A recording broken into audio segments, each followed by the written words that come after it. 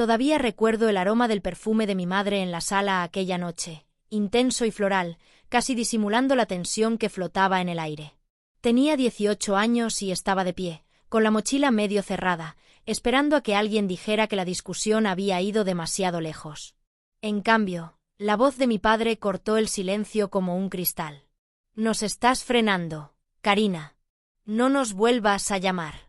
Las palabras parecían irreales, como una línea de una obra que no había ensayado. Mi madre ni se inmutó.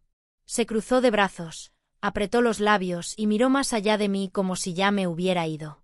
Busqué algo en su rostro, vacilación, arrepentimiento, incluso un atisbo de dulzura.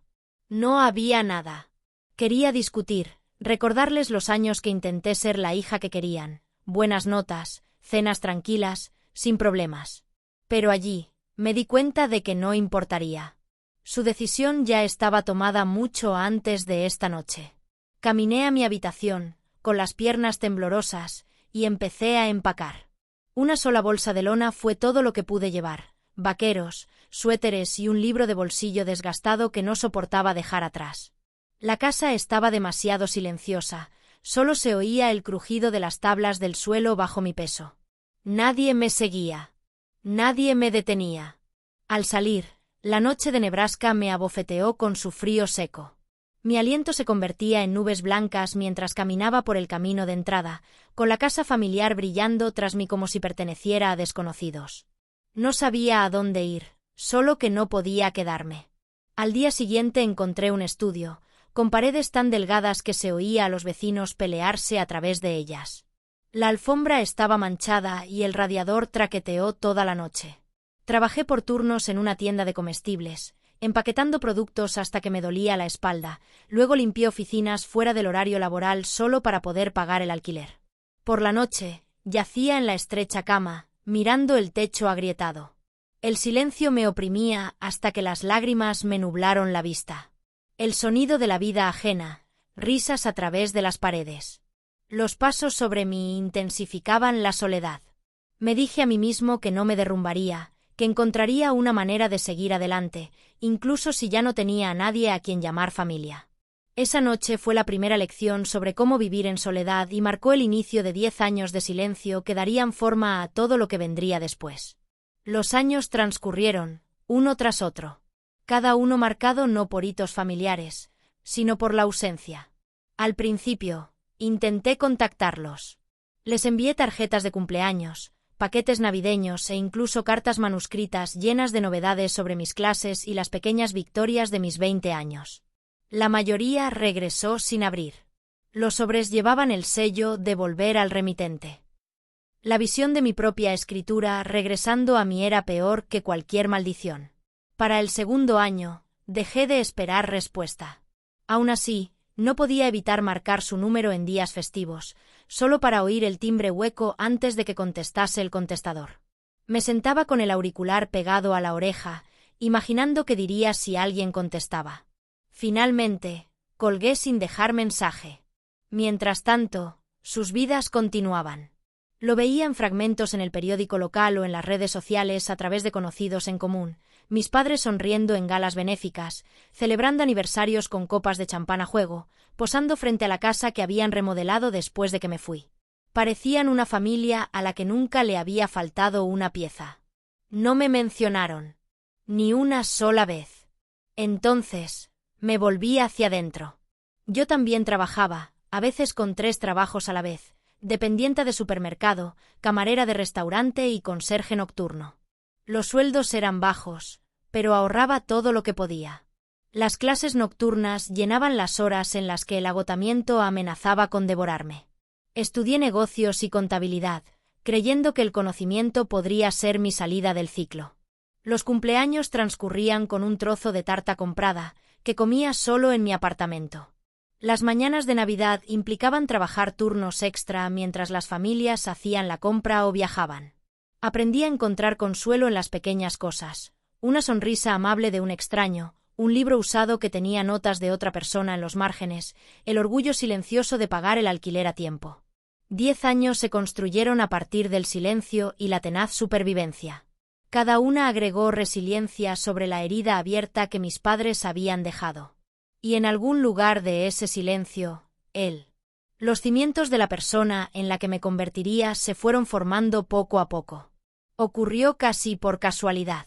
Una mañana, mientras tomaba un café barato antes de ir a trabajar, vi un anuncio de ejecución hipotecaria en los clasificados. La imagen estaba granulada y mostraba un dúplex destartalado con pintura descascarada y maleza. El precio era tan bajo que me hizo reflexionar. Arranqué la página y la llevé doblada en mi bolsillo todo el día. Los números daban vueltas en mi mente mientras cobraba los alimentos y limpiaba los mostradores. Esa noche, me senté a la mesa de la cocina con una calculadora y un bloc de notas. Sumé mis ahorros, los pocos miles que había logrado conservar tras años de escatimar, y apenas me di cuenta de que podría lograrlo. Solicité un préstamo modesto, casi esperando que el banco se riera de mí. Pero cuando los papeles se deslizaron por el escritorio y firmé, algo dentro de mí cambió por primera vez desde que me fui de casa. Elegí construir, en lugar de simplemente soportar. El dúplex se convirtió en mi segundo trabajo. Después de terminar mis turnos, iba en coche con herramientas que apenas sabía usar. Raspé pintura hasta que me dolieron los brazos, remendé agujeros en las paredes y aprendí a tapar goteras viendo tutoriales por la noche. Fue agotador. Pero a diferencia de mis otros trabajos, este me dio algo que podía ver. Poco a poco, el lugar se transformó. Cuando alquilé las unidades, los primeros cheques de alquiler parecían más pesados que el efectivo, como si fueran una prueba de mi valor. Ya no solo sobrevivía. Estaba creando algo estable con mis propias manos. Ese dúplex me llevó a otra propiedad pequeña, y luego a otra. Cada una me enseñó algo. Cada una me dio un poco más de confianza. Con cada contrato de arrendamiento firmado, el silencio que mis padres dejaron atrás se hacía un poco menos sofocante. Seguía solo, pero los muros que construí y los techos que reparé me recordaban que no necesitaba su aprobación para seguir adelante. Y sin darme cuenta, estaba sentando las bases de un futuro que ellos no podían predecir ni controlar. Era un martes gris cuando mi vida dio un giro radical. Me detuve en una gasolinera de la esquina después del trabajo, demasiado cansado y con antojo de un sándwich calentado en el microondas. Añadí un billete de lotería casi como si se me ocurriera después, deslizando un billete arrugado por el mostrador. Ni siquiera revisé los números esa noche. El boleto se quedó olvidado en mi refrigerador hasta la semana siguiente, cuando las noticias informaron que nadie había reclamado el premio. Por capricho, lo bajé, mirando con los ojos entrecerrados los números bajo la luz de la cocina. 1 a 1, coincidían. Casi se me doblan las rodillas. $7 millones.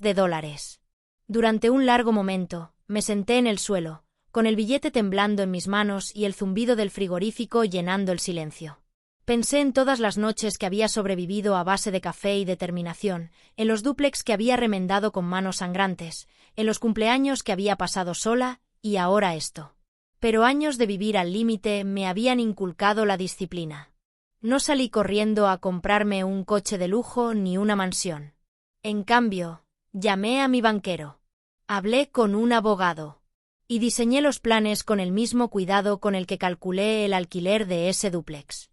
El dinero podía ser un regalo o un arma, y yo sabía que no debía dejar que me controlara. Cuando el periódico local publicó una historia sobre la mujer tranquila que se hizo rica, me convertí en titular. De repente, antiguos compañeros de trabajo que no me habían hablado en años me dejaron mensajes. Conocidos que apenas recordaba me enviaron solicitudes de amistad. Los vecinos se quedaban en mi buzón, curiosos y con una sonrisa de oreja a oreja. El ruido era abrumador. Pero mantuve mi círculo reducido, sin querer sacrificar la paz por la que había luchado.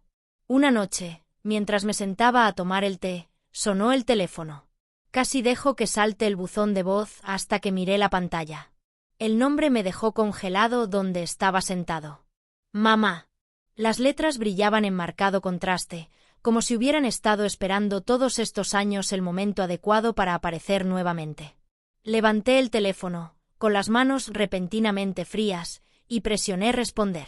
Por un momento, no pude hablar.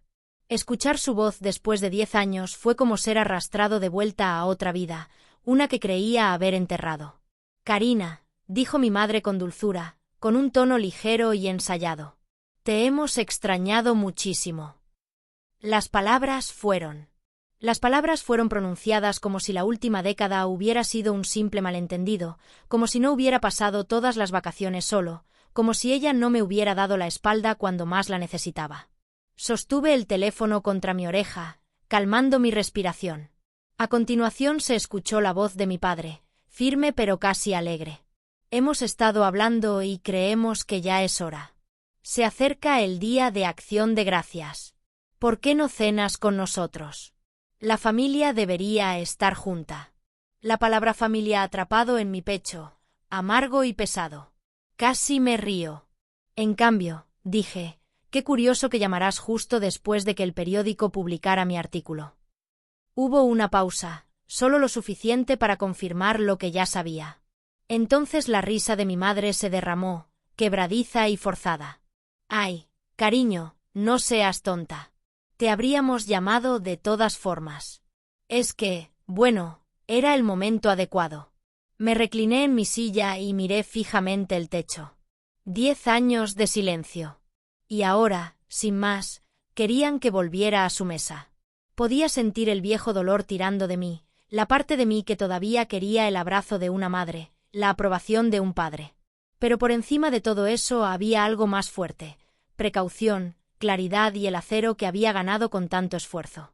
Está bien, dije finalmente. Iré. El alivio en sus voces era casi demasiado ansioso, una calidez que sonaba hueca. Colgué. El silencio de mi casa regresó como un viejo amigo. Me quedé sentado un buen rato a la mesa, con el teléfono todavía delante de mí, sabiendo ya que si iba a regresar a su mundo, no lo haría con las manos vacías. Iría al Día de Acción de Gracias, pero no por las razones que ellos pensaban. Traería algo propio. La invitación permaneció en mi mente durante días, resonando más fuerte de lo que debería. Una parte de mí quería creer que eran sinceros, que después de todos estos años, finalmente me habían elegido a mí por encima del orgullo, por encima de las apariencias. Pero otra parte, la más sabia, seguía susurrando que yo ya sabía la verdad. Así que una noche cogí el teléfono y marqué su número.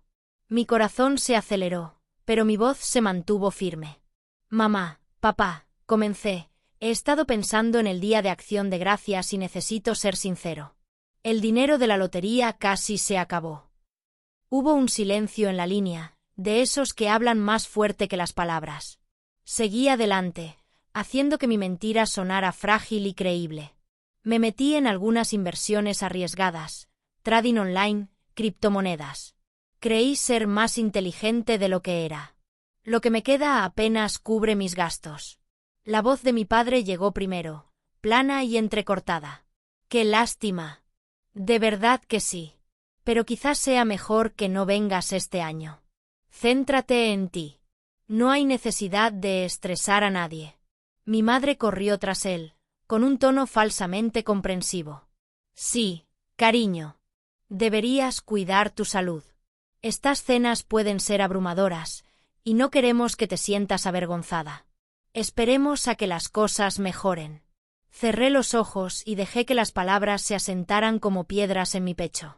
10 años de silencio, roto solo por el olor del dinero. Y ahora, sin la ilusión de riqueza, ya era prescindible otra vez. El dolor fue agudo, pero debajo había una corriente de poder que no esperaba. Habían mostrado sus cartas. Ya no tenía que preguntarme si la llamada había sido por reconciliación o por avaricia. La prueba me había dado la respuesta.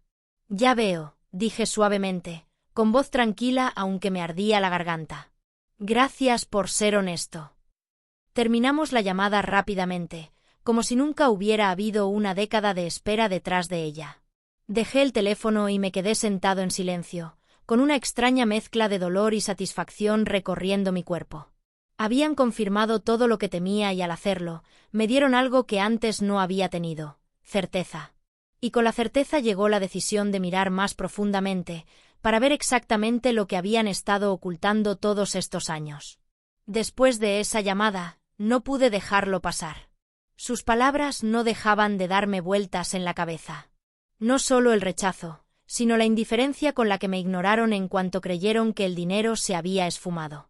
Necesitaba saber qué fue lo que realmente los impulsó a comunicarse conmigo después de tantos años. Comencé silenciosamente, buscando registros públicos en línea. Lo que encontré fue un rastro de tinta roja. La casa de la que presumían en el periódico estaba hipotecada hasta el cuello. Los pagos del impuesto predial se habían retrasado varias veces. Los documentos judiciales mostraron 2 pequeñas demandas de contratistas impagos. Cada documento presentaba una imagen que distaba mucho de la perfecta que habían proyectado durante tanto tiempo. Cuanto más profundizaba, más feo se volvía. Sus nombres aparecían en directorios empresariales vinculados a empresas efímeras que se desmoronaron por las deudas. Mi madre había firmado préstamos que claramente no podía pagar. El nombre de mi padre apareció en las actas de una junta de desarrollo comunitario, donde los rumores de fondos mal administrados y transferencias indebidas dejaban entrever algo más que una contabilidad descuidada. Un artículo de hace años sugería que las donaciones destinadas a un parque local habían desaparecido de alguna manera bajo su supervisión. Me senté en mi escritorio con archivos esparcidos a mi alrededor. El peso de la verdad era más pesado de lo que esperaba. No solo me habían abandonado. Habían estado construyendo su propia ruina todo el tiempo, envolviéndola en purpurina para que otros la admiraran, pieza por pieza. Reuní los registros, copias de hipotecas, demandas y pagarés del fondo comunitario. No fue difícil encontrarlos. Habían dejado las pruebas esparcidas a plena vista, seguros de que nadie se molestaría en mirarlas. Deslicé todo en una carpeta ordenada y la cerré con un clic silencioso. Si me querían en su mesa de acción de gracias, iría, pero no iría como la hija desesperada que recordaban. Traería conmigo la historia que habían pasado años intentando enterrar. La casa estaba tal como la recordaba, solo que decorada para la fiesta. Cadenas de luces brillaban a lo largo de las barandillas del porche y una corona colgaba perfectamente centrada en la puerta de entrada. Cuando mi madre lo abrió, su sonrisa se amplió, demasiado pulida para ser real. «Karina», dijo, atrayéndome a un abrazo que parecía más una actuación que afecto. «Estamos muy contentos de que estés aquí». Mi padre apareció detrás de ella, con su mano apoyada en su hombro. «Te ves bien. El dinero parece sentarte bien». Dentro, la mesa del comedor ya estaba preparada para un festín. Pavó, relleno, cuencos de verduras dispuestos como en una página de revista. Tomé asiento mientras me atendían, pasándome los platos con exagerado entusiasmo y llenando mi vaso antes de que lo pidiera. Su parloteo nunca se detuvo y cada cumplido llevaba consigo una pulla oculta. «Lo has hecho muy bien», dijo mi madre entre bocado y bocado.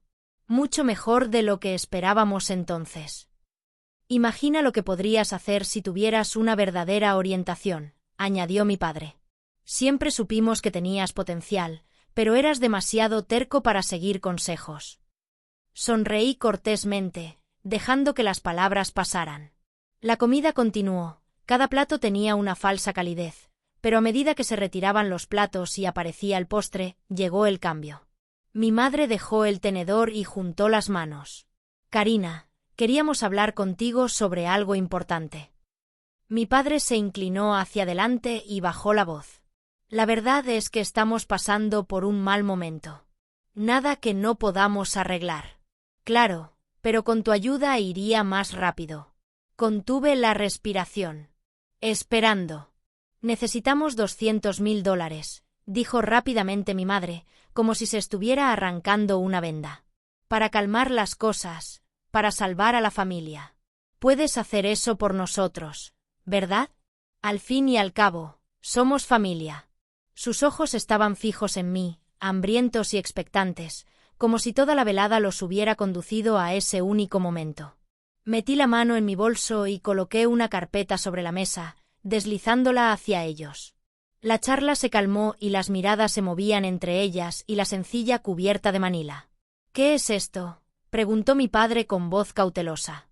«Ábrelo», dije manteniendo un tono tranquilo. Los dedos de mi madre temblaban cuando lo abrió. El color desapareció de su rostro mientras hojeaba la primera página. Registros de hipotecas, avisos de vencimiento, presentaciones de demandas. Pasó otra página, luego otra, cada una peor que la anterior. Mi padre se inclinó y apretó la mandíbula al ver las anotaciones sobre el dinero faltante del fondo comunitario. Lo sé todo, dije en voz baja. Las deudas, las demandas, las donaciones que desaparecieron bajo tu vigilancia. Sé que el imperio que exhibes por la ciudad está construido sobre arena. Por un momento se quedaron en silencio, aturdidos. Entonces comenzó el diluvio. La voz de mi madre se quebró por la desesperación. Karina, por favor, no lo entiendes. Estábamos intentando mantenerlo todo a flote. No queríamos que nos vieras así. El rostro de mi padre se endureció. ¿Quién te dio esto? Siempre has sido demasiado entrometido para tu propio bien. Me quedé quieto, dejando que se desenredaran. Mi madre pasó de la súplica al sollozo, las lágrimas manchando su cuidadoso maquillaje. Mi padre oscilaba entre la negación y la furia, golpeando la mesa con el puño y luego,